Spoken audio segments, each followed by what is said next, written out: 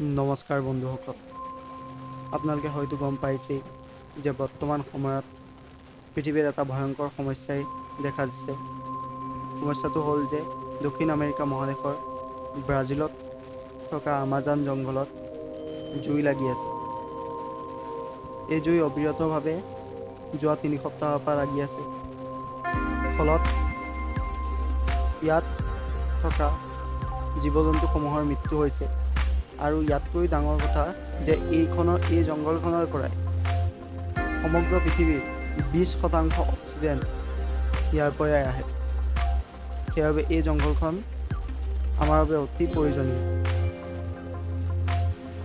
বৰ্তমান সময়লৈকে এই জুই নুমাবলৈ সক্ষম হ'ব পৰা নাই।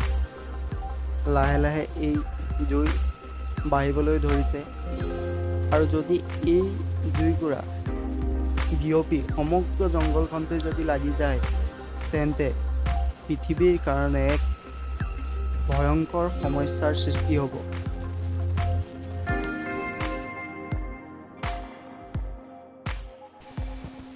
এমাজন আৰু এমাজনৰ আশে-পাশে যিবোৰ চহৰ আছে, সেই চহৰবোৰৰ আকাশখন বৰ্তমান ক'লা হৈ আছে এমাজনত জুই লাগি থকাৰ বাবে। এই ভিডিঅ'টো যিমান পাৰে সিমান শ্বেয়াৰ কৰি দিয়ক আৰু মোৰ চেনেলটো ছাবস্ক্ৰাইব কৰি ল'ব আৰু ভিডিঅ'টোত পাৰিলে এটা লাইক কৰি দিব।